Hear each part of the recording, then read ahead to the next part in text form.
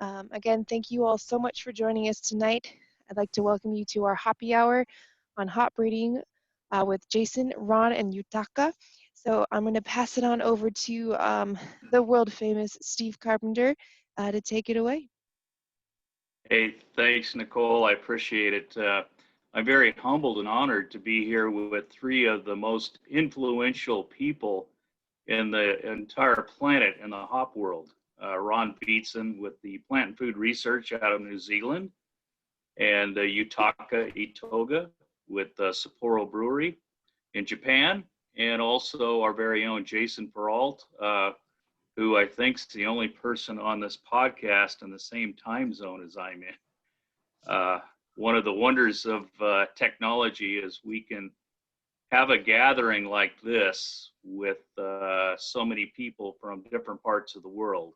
And between Yutaka and Ron and Jason, we are blessed in the hop world to have many wonderful hop varieties like Nelson Sauvin and Furano Special and Simcoe and many, many others. So my job is to get out of the way and let the discussion take place. And I'd like to just start off by just asking each of you, what inspired you to get into hop breeding? You've all been very successful. What was your original reason and inspiration for wanting to become a hop breeder? And we can start with Ron. Ooh, gosh. What's the inspiration for me? Probably, I've been born and bred in the hop growing, or the heart of the hop growing district in New Zealand. And I was brought up on a little farm, not too far from where I'm sitting right now, in fact. And my inspiration probably was the fact that I guess I've got, it's in my genes that I've a lot of horticultural, my grandparents were horticulturalists, and also my father, and likewise, you know, we've got strong horticultural interests in our family. I've always been interested in the sort of the big questions about the unknown, if you like. And some of my earliest memories growing up in the rural part of this province that I live in has been going out and helping harvest hops. We used to harvest it by hand. That's how old I am. So so that was probably the inspiration. Probably would be the fact that I just I like doing science and the unknown factor about science. Yeah. Ron, I can tell by your background, looks like you discovered a Southern Hemisphere hop that's in full bloom in September. So that's actually a new cultivar. That's the thing that really inspires me too. Is the, you know, the carrot at the end of the stick for all plant breeders, I guess. Same for Jason and Itoga-san. You know, it would be the same. Is that you know, you've got this the carrot, if you like, is the cultivar that you're going to develop, and that one behind me, in fact, is a new cultivar called Nectaron. What has been under its plant variety rights name, it's been called 4337, but it's been released recently, and there's lots of brewers that are now using it in beers. So that's, yes, it's not quite in full bloom at the moment. It's just starting to come out of the ground, in fact. Yeah. So Yutaka, what was your inspiration for becoming a hop breeder?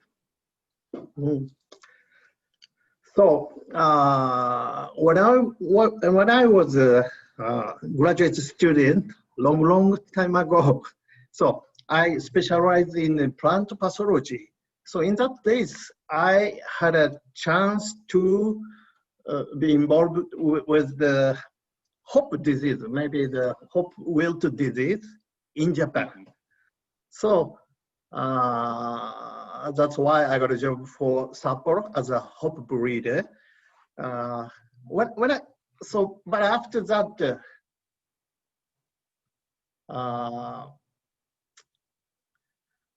hop is green plant, all green.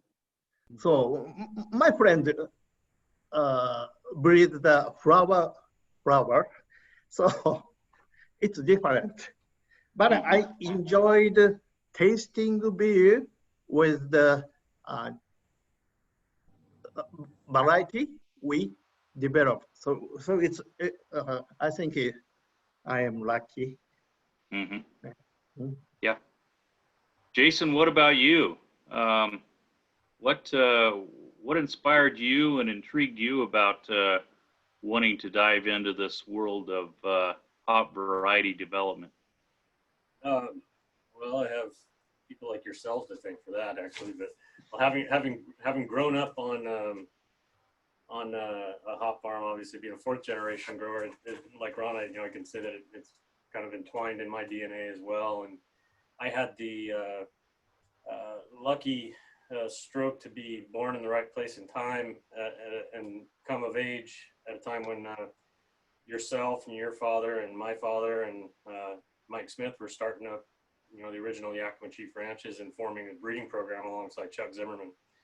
And so I was lucky enough to work with him out in the plots as just a technician, and that really kind of planted the seed for me. The ultimate inspiration, though, believe it or not, is probably the horrible hop market of the late 90s. Because as I came out of college, it was difficult to justify adding another layer of management to a family farm that was already struggling. And so I had again, the right place and time. Chuck was looking to retire at the time, and I started working with him again and kind of took over from where he left off. So, yeah. Yeah. So all three of you have been involved in developing several different hop varieties that are very popular across the planet now. What would you consider your greatest accomplishment? And I know as a hop breeder, and I know Jason probably better than the rest of you, they're all your children and you're all proud of them. But if you could pick out one major accomplishment, what would it be, Ron?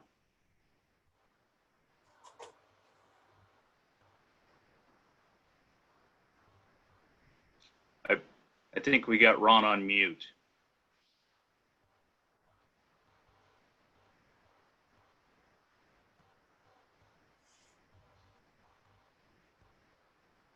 No,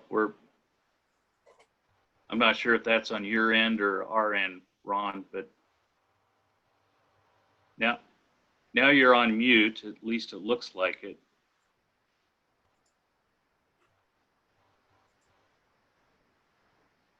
And now you're off mute, but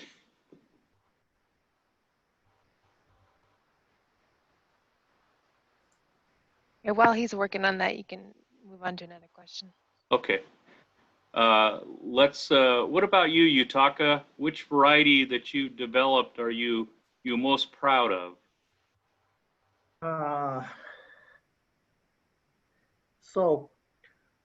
Sapporo breed hops as a hop breed. So I bred hop as a member of the hop breeding team. So Hokuto Ace is bred by my senior breeder. Yes. So, but I bred Furano Special and also Hokuto Ace. They were bred from the Hokuto Ace. And so, Steve, you have tried it, classical Furano vintage. yes. It's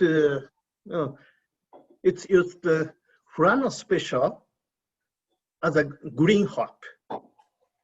So now younger generation in Japan like to be with a particular special hop. Mm-hmm. Yeah, it's a very good beer, by the way. Yeah, you should be very proud. Ron, do we have you back? No, we're still not picking you up. Ron, if you want to log out and log back in, that might help because it's on your end, I think. And while we're waiting for Ron to maybe log out and log back in, Jason, what about you? What of the varieties that you've been involved in, which one are you most proud of?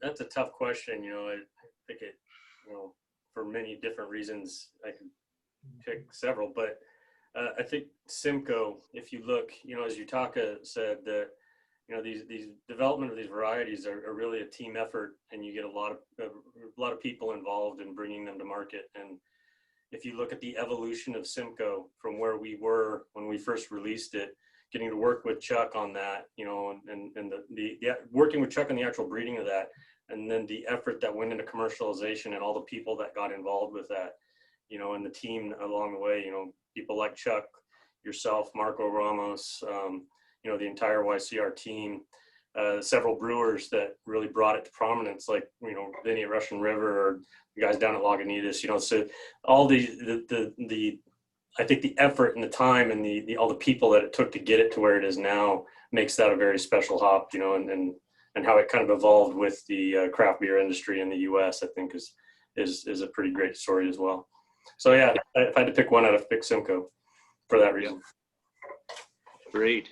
Hey, Ron, do we have you back? Oh, I hope so. Can you hear me now? Yep, we can, yes. Oh. So same question for you. Of all your creations, do you have one that sticks out that you're most proud of? Well, probably the one I'm most proud of, obviously, the one that's become the benchmark for our program in recent years, and that's Nelson Sauvin. That was one of the first crosses that I did, actually, when I first started in the 1980s, and that would be the one that I guess I'm most proud of.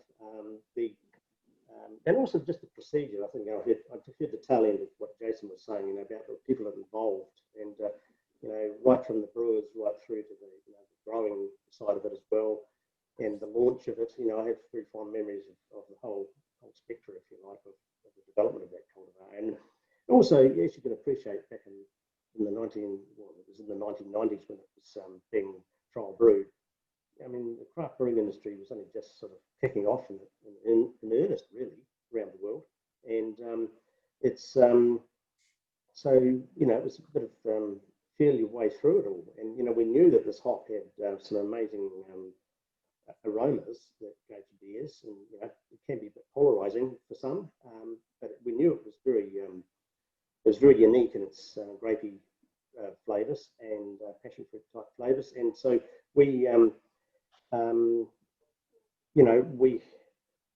it struggled to start off with, but then once the craft brewing scene picked up, it seemed to be parallel. In fact, many of our cultivars since then seem to have picked up alongside the craft brewing industry. They seem to be quite popular. So, I would say Nelson Sauvin would be the one. The very latest one that we've got is Nectaron, which has just been named last month, and that's, I think, is going to be another winner internationally too. So, but if I had to pick one, Nelson Sauvin. Are you starting to call Nectaron Junior? That's quite a tribute to have your name in there, Ron. Yeah. And well deserved. Yeah. Thank you. Yes, I might add that I didn't have anything to do with the naming of it. But yeah, a lot of people joke about it now, isn't it? Yeah. So, including my family. But it's I'm very honoured that they wanted to name something after it.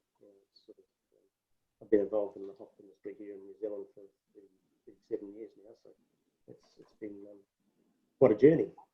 And, yeah.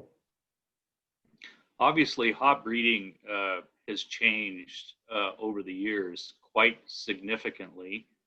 And I know from Jason's work, having seen that up front and personal for the last almost 30 years, there was a time where the emphasis on breeding hops, at least here in the US, was producing more alpha acid per acre. And I'm wondering if you can talk a little bit about changes in the hop breeding, the goals of the program, and what you're trying to accomplish now that's different from when you first started developing varieties. And Jason, let's start with you there. Okay, I think you really alluded to the major change, Steve, and that is, when I first started in this career, the major push was alpha efficiency. you know, and that was really what we were after, was more alpha, more pounds of it per acre, you know, and using that as a competitive edge in a very commoditized market. The other, I guess, there was also this other push, you know, for releasing varieties that were basically alternatives or complementary to existing noble type aroma hops. And so that was really kind of the two-pronged push of I think most breeding programs at that time in the 90s, was either trying to build efficiency into the aroma hops or building monstrous efficiency into the alpha side of it. And then as time has evolved, you know, and I actually had a mentor of mine at one point when I was trying to get Palisade accepted at the time as kind of a new noble type, or a new, you know, finer aroma type. And I was asked by this mentor of mine, why? He said, you know, aroma's dead. That's how far we had shifted away from aromatics and flavor from hops in terms of just building in efficiency. But at the same time, there was, you know, craft beer was really starting to take off. And that's where we started to see this push for some of the more novel aromatics, and something like Simcoe that we actually selected originally because of its alpha level and low cohumulone, not for its aromatics. All of a sudden became interested for a whole nother reason, or interesting for a whole nother reason. So that was the first inkling of this evolution that we've kind of gone through. And now, you know, we've shifted from that to now that there's still a focus on looking for efficiency in varieties, whether it be noble types, alpha types, or these newer special aromas. But there's certainly more of a willingness to try something new. And a lot of that's driven, of course, by craft beer, the creativity of an industry, and the willingness to try something new, versus back in the 90s, where most of your target breweries were large multinationals that were brewing a lighter product. Getting them to change the hop bill was a massive feat. And so that's where I think that, you know, the biggest shift has occurred, to where we have this creative audience, this willing participant in this, you know, some partners in crime, so to speak, to take some of these interesting flavor aromas and get them out there and get them tried quickly and gain a quicker acceptance. So, yeah. Yutaka, what about you? How has breeding changed over your time, your career in creating varieties? Yeah. So when I started the hop breeder step, we were only aiming at hops yield, good aroma, and disease resistant. So Sapporo want mild aroma, mild hoppy aroma. Mild means weak aroma. Yeah. But when the craft beer boom came to Japan from United States, we started to brew our product appealing hop variety.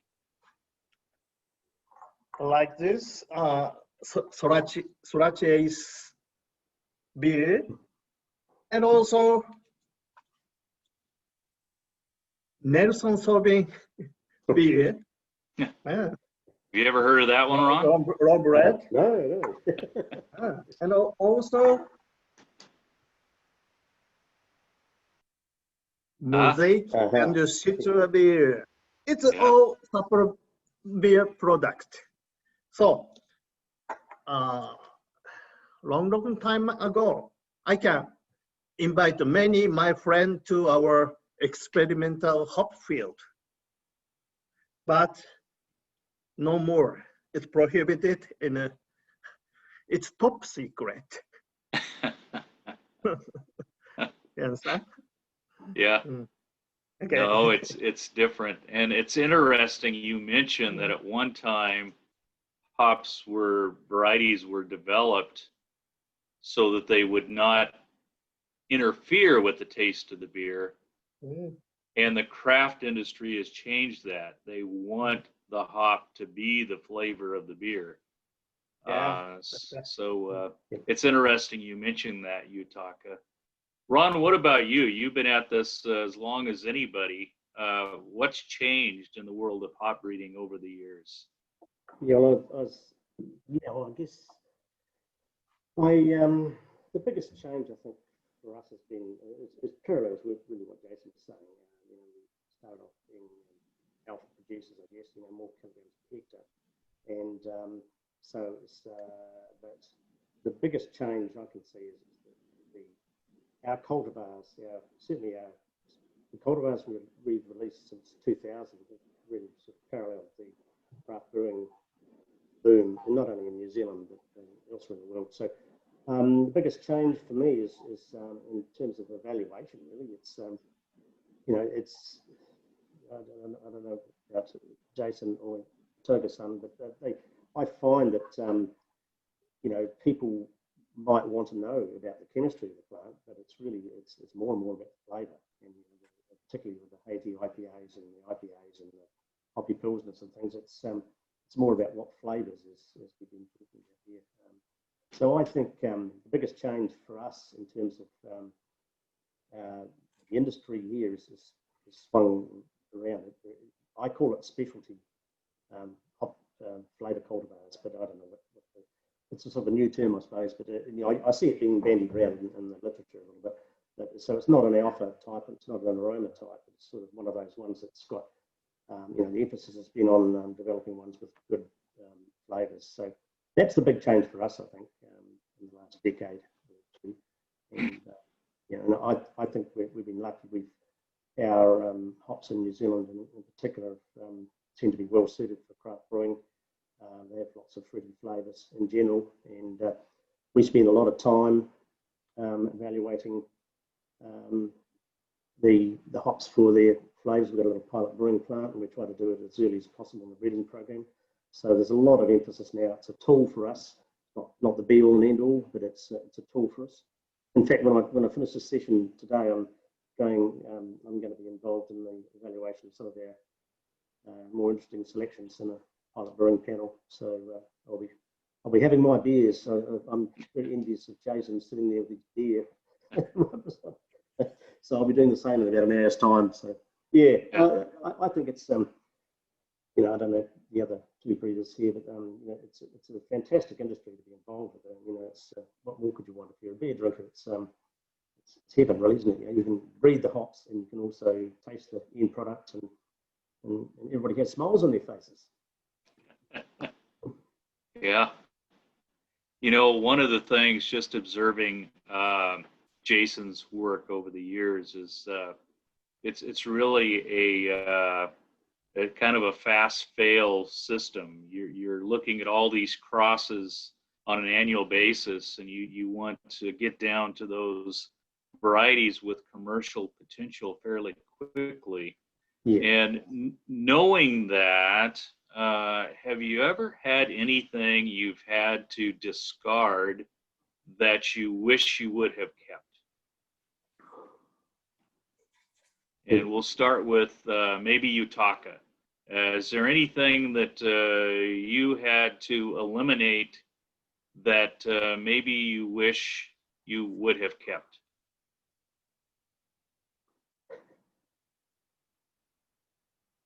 He's got his. You need to put the mute on, the sound, Yutaka. There we go. Yes. I'm sorry, I can't hear you. So could you? Yes, let me ask again. I just wonder, with all of the process of eliminating selections and getting to the one with commercial potential, is there any cross that you've made that maybe you wish you have not thrown away?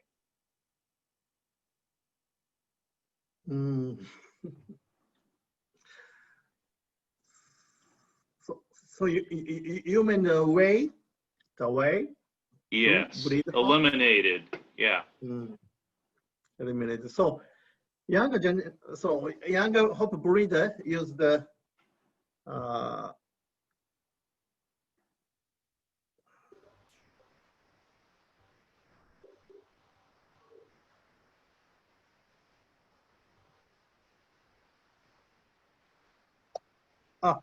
okay. So young hop breeder, my junior hop breeder used the various technique.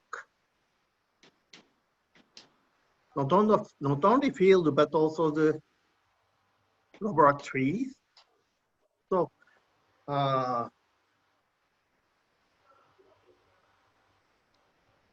but now every time I go to the hop field, I try to catch the flavor of each hop selections and imagine what kind of flavor will turn this hop in a beer. So I think it's important for younger generation, younger people to read hop. It makes sense? Yes. Yes, I can tell it was maybe a difficult question because you were all creative scientists, and of course you're not going to throw away anything that you have interest in. You're going to keep it at least in your germplasm nursery, my guess. But just, I mean, same question for you, Jason. You ever have anything that you just kind of wish you would have kept? You know, it's a tough question because usually if you want to throw it away, you know, you don't know, you know, and as a breeder, you tend to learn to be a couple different things, but one is patient because it's no matter what you do, you got a decade-long process to develop these things at a minimum, and then you also learn to be pretty brutal when it comes to culling things out because, as you stated, Steve, it's a fail-fast system, and you got to get rid of things as quickly as possible. With that said, though, there is one family I can think of from a few years back. It's the family that resulted in both 438, which became Sapporo, and then 472, which is its sister. Both a couple, especially at the time, two of the most unique hops that I'd ever come across. And I look back on that, and I think there was probably about 1,500 sisters in that family. And we were at a place in the industry where those exceptionally unique aromas like that weren't necessarily seen as favorable. I would keep them because I find them interesting.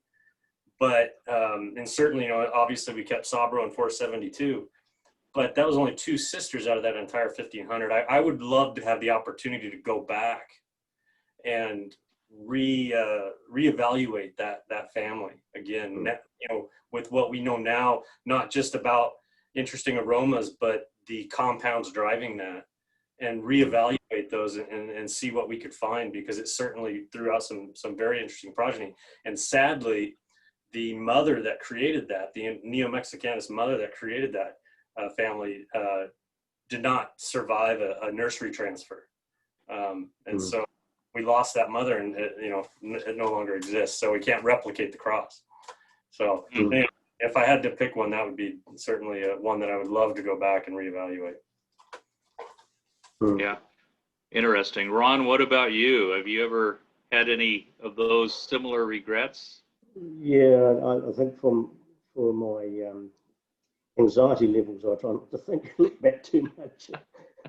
But I mean, a bit like what Jason was saying, you know, once you've made your selections, I think as a plant breeder anyway, I like to think that we've done the best we could with what we had at the time, and just try not to look back and with regret, because but you know, like Jason, there's certainly been populations that I think I would like to go back and have another look at if I could start my career again and go back to the 1980s and do some selection back in the populations that developed Nelson Sauvin and Motueka and Riwaka cultivars. Some of that genetics there was quite unique, and I can still remember doing the selection work on those single plants. And it'd be nice to go back, and with the knowledge as as we've talked about, you know, with in hindsight, the knowledge about flavors and also the more detailed chemistry. And, you know, we've always been reasonably aware, if you like, of the yield potential and the harvestability and all those other factors. But it'd be nice to go back and, you know, with our more modern equipment and knowledge to go forward. Yeah, one area I think, you know, that appeals to me is the understanding some of the thiol compounds, thiol esters in hops, and that's one area that I would like to go back and have a good look at some of the populations we had back then. Yep. Interesting. Mm.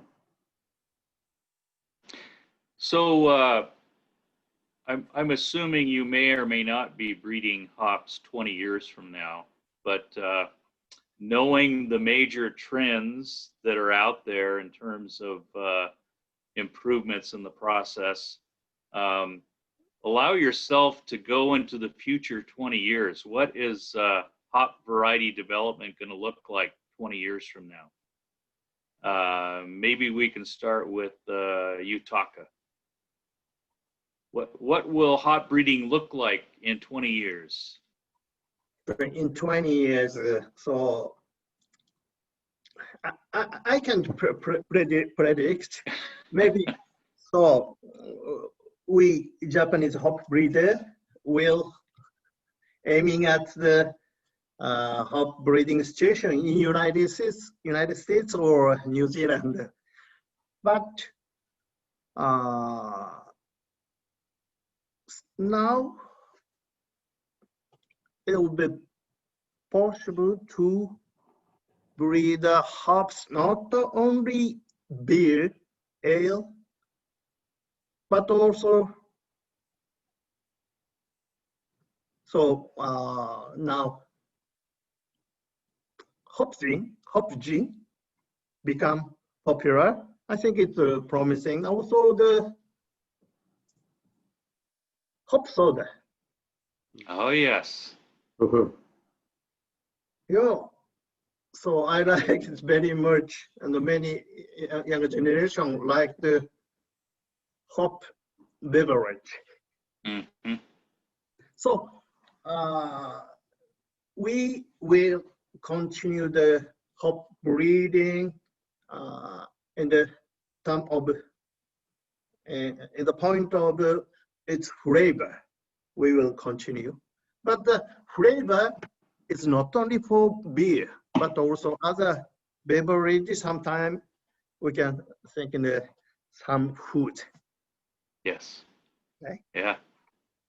Very good. I like the way you're thinking, Yutaka. Yeah, you Very have to good. try the. Yes, it's very delicious. Yes, it's good. Yeah, Ron, what about good. you? What do you think things will look like 20 years from now? 20 years. If I could stay around that long, yes, I think there's going to be some.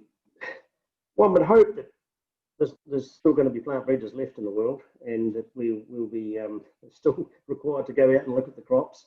But the obvious ones to me anyway. You know, if you're looking at hops, beer, you know, it's going to be perhaps more genomic type development, DNA technologies, which seem to be on the upswing. And I think also too, there's some real advancements being made in some of the chemistry, the compounds that really seem to come through in the flavour side of things with beers. So I think I could see that there's going to be a lot more development around that.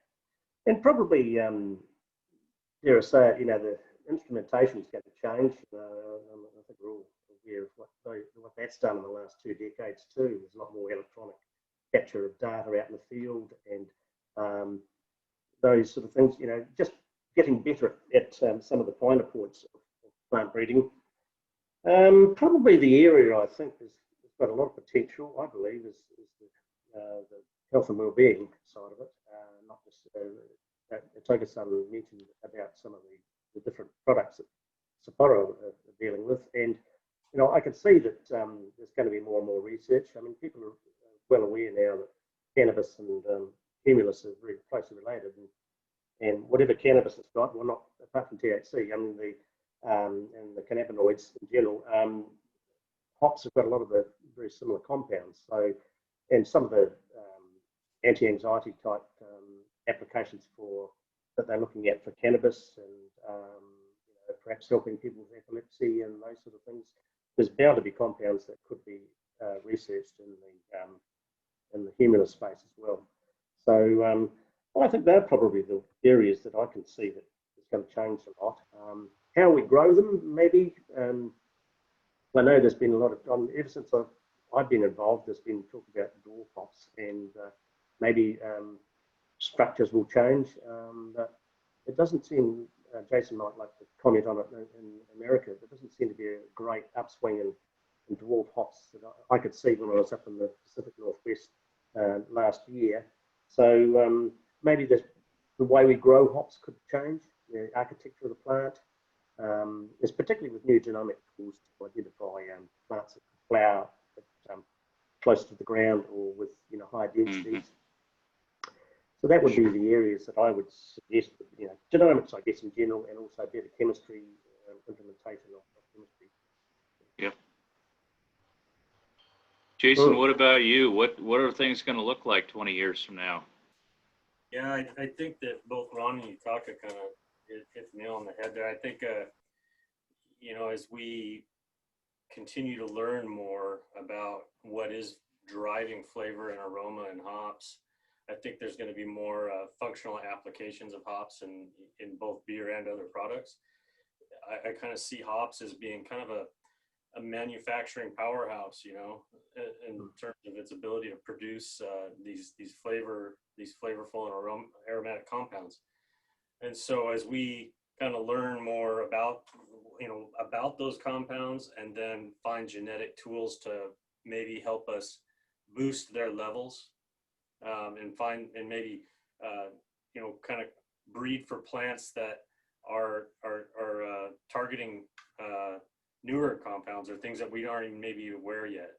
So I think what we'll look back on 20 years from now, we're going to look back at 2020 and say, yeah, our understanding of flavor and aroma in hops was pretty rudimentary at the time, and I believe that we're going to see a whole new application potentially for those lupulin glands and what they can produce, and mixing up the bag a little bit more.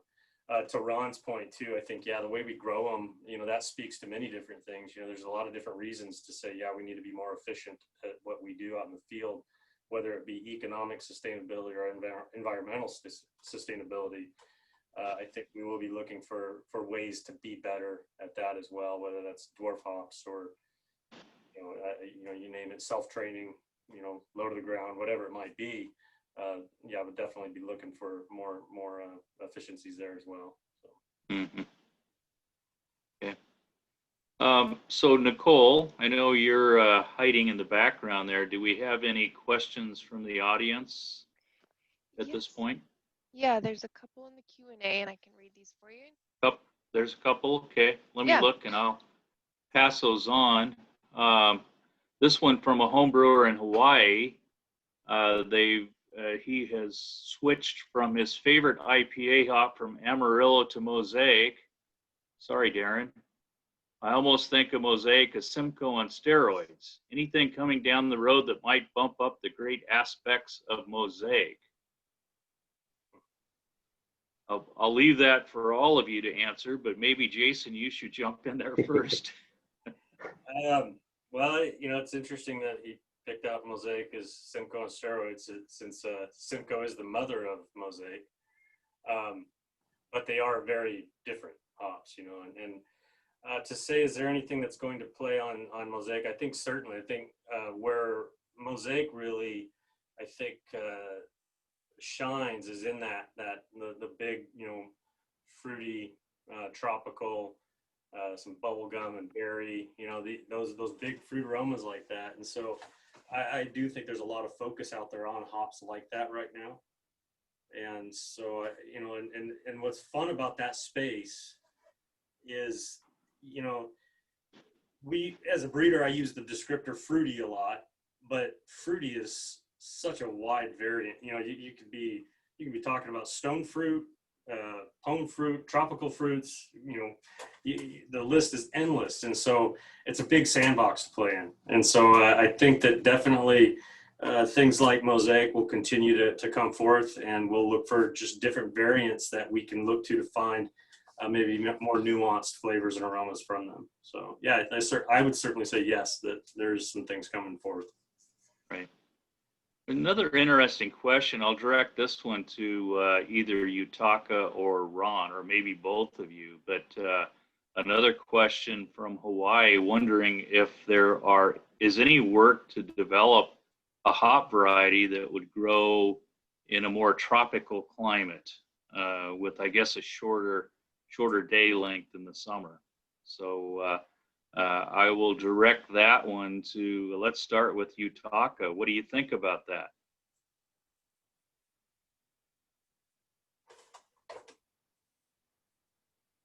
Question is it grown hop in a tropical area? Yes. I don't know. I have the experience, but in tropical area, it has threatened by the many fungal disease, I think. So it's better to grow herbs in a plant factory. I don't know how to say that. And it's very difficult to grow hop in a tropical area, I think. Yeah. Ron, do you know of any work in that area at all?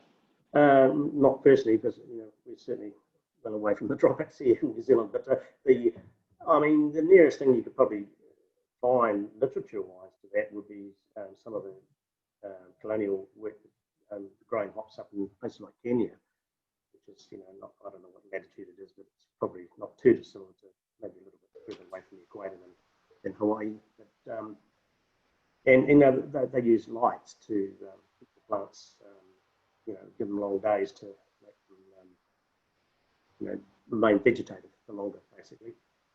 So that would be the only thing that I could think of. I don't believe that hops are, there may well be exceptions come from very low latitudes in the world that Jason might be a better person to ask, but it's going to be difficult, that's for sure. And the plants, just generally what happens with the plants is they just get weaker and weaker.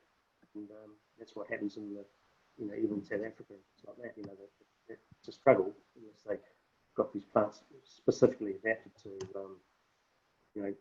flower and remain vegetated for a considerable length of time to get enough, economic yield, if you like.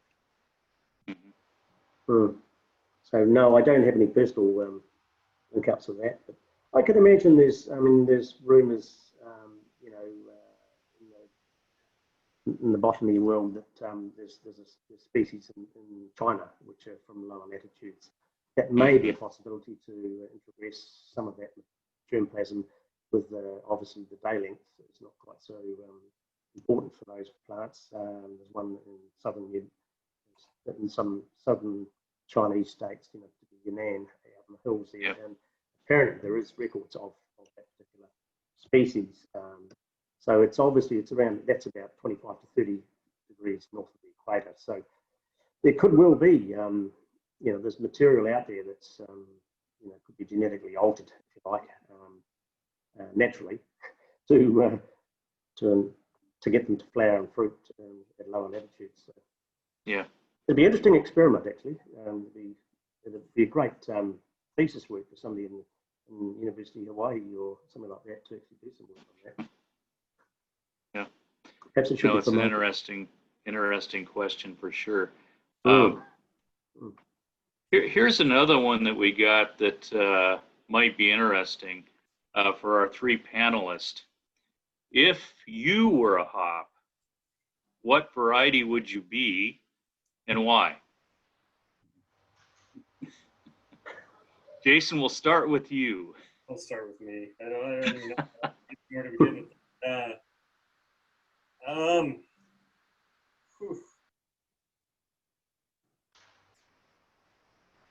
Well, yeah, I don't know.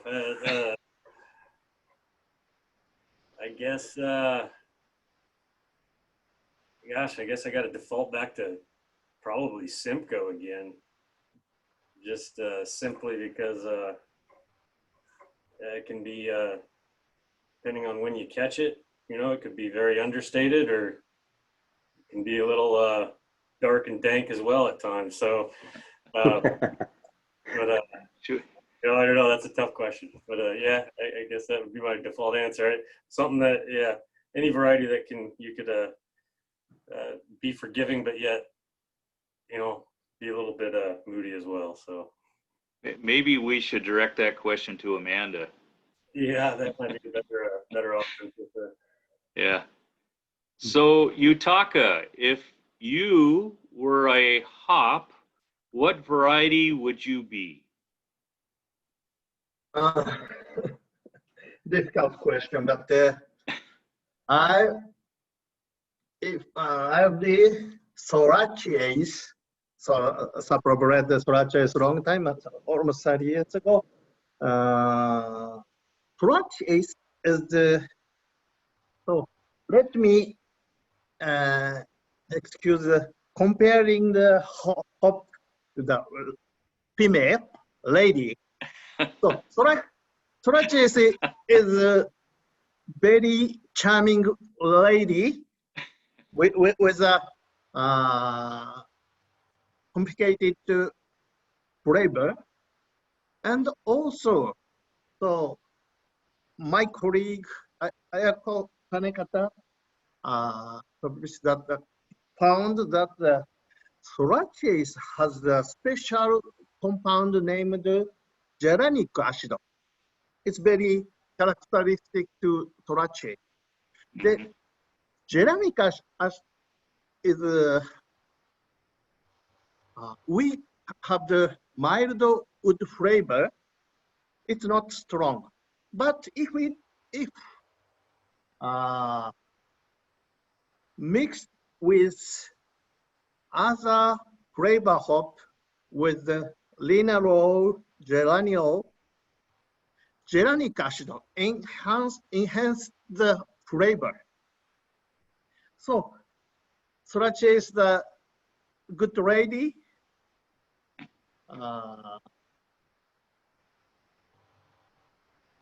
To help the friends, and also Sorachi is build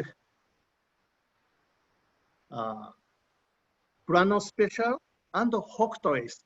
Sorachi is a good mother. Yes. Good answer, Yutaka. I love that. What about you, Ron? If I had to come back as a hop, I'd probably I'd come back as Nectaron. There we go. Two reasons, because it's I've close association with it name-wise, but also the fact that it's starting out in its career, and I'd like to start out my science career again as a breeder. So, you know, unfortunately, it's not quite like that in reality, of course. But yeah, and also I'd like to come back as a pest and disease-free hop as well. So that would be the other thing. Getting all these ailments as I get older. Yeah, no, good answers. Really appreciate that. Kind of put you on the spot there. Yeah, it's good. It's good. There's a couple more, Steve, in the Q&A popped up. Okay, I'll.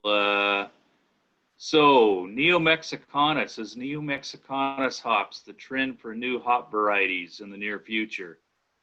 And I know, Jason, you've got a couple releases with Neo-Mexicanus mothers, but we will offer this to all of you. It'd be interesting to know if you've got Neo-Mexicanus mothers in your germplasm. So start off with Jason.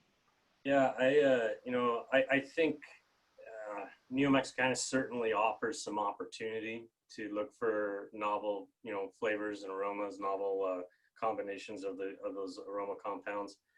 It's certainly not a panacea of instant success by any means. I've had yeah, we've had a couple great, I think, successes breeding in those lines, but the vast majority of the breeding we've done in that space has been negative. There's a lot of negative linkage drag when you breed into those wild populations. It's not easy to overcome that and make something that's truly agronomically efficient and successful. So, you know, many of those populations, you know, looking at specifically with Neo-Mexicanus in terms of disease resistance, for example, most of the pockets of populations in Neo-Mexicanus in the Western US have evolved without the pressure of powdery mildew or downy mildew. So when you bring those into your breeding population and start breeding with them, there's an extreme level of susceptibility. And so then you've got another whole process of breeding in the disease resistance into that. And bringing along and trying to breed in good agronomics. So while I do think Neo-Mex is there's a good opportunity there to increase our variation in terms of flavor compounds, there's still a lot of work to be done. And I think it's more a question of looking for alternative sources for that broadening your gene pool. And it's not necessarily just Neo-Mexicanus. So. What about you, Ron? Do you have Neo-Mexicanus mothers in your germplasm, and what's your thoughts? Yes, we do. And our challenge is that our plant breeding program is a polyploid breeding program. So, and so one of the parents has got to be tetraploid, basically. So, so there is challenges there. One thing we have noticed with and Jason might know too, is one thing we do notice with our Neo-Mexicanus crosses is that there's a hell of a lot of hybrid vigor, and in the certainly in the F1 anyway, there's a lot of hybrid vigor, and you know, the plants are very they grow exceedingly vigorous compared with the mother, and it's so it's a wide cross essentially, and as Jason said, you know, it takes a lot of whipping them into shape to actually get good selections out of them. So it comes across with good vigor, but it's got a lot of other attributes that it may not be quite so good. The other thing about our program in New Zealand is that we don't have to worry so much about diseases. In fact, we don't breed for diseases. We haven't got them here. So so that's it's a positive and a negative, if you like, for us with the populations with Neo-Mex. But like Jason, I think to me, the North American germplasm pool, I know they've got good collections or had done good collections historically. I think it's vitally important that USDA and its associated links into the commercial programs, you know, that they can get hold of as much of that germplasm as possible. I know, you know, that there are moves afoot and there's some collections being made, but it'd be really good to have that material from right across the US, because I think that is to me, if you're looking at broadening the hop use, if you like, into other areas, not necessarily beer, I think the North American germplasm holds a lot of keys, really.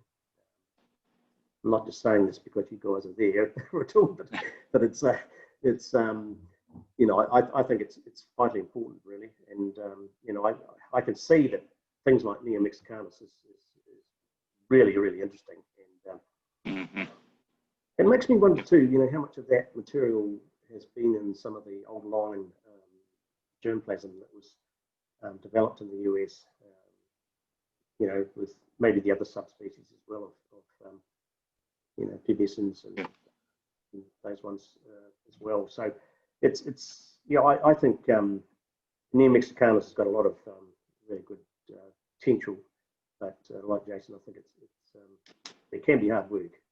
Yeah. And the flavours, amazing difference in flavours. You know, I looked at some of their seedlings. Boy, there's some strange flavours. There's some real hempy ones, and right through the ones that are quite dank, and other wonderful flavours that I haven't smelled before in some of these populations. So it's yeah, very exciting. It's great, you know, to be a plant breeder and work in those areas is very exciting. Sure. So, Yutaka, what's your thoughts? Do you have Neo-Mexicanus in your germplasm, and what is your experience? Yeah, So we have made Furano Neo-Mexicanas, but I haven't made any class, so I don't have any information on it. Thank you for the good information, Ron-san, Jason-san. Okay. Jason, do you have something? No, no. Okay.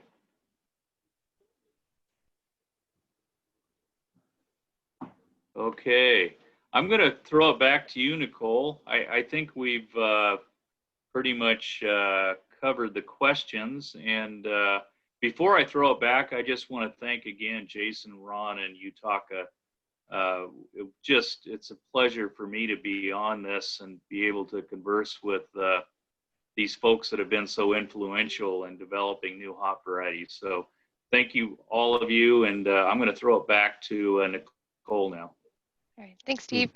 And thank you, iterate what Steve said. Thank you all so much for taking of your time to be on this session with us. We really appreciate it.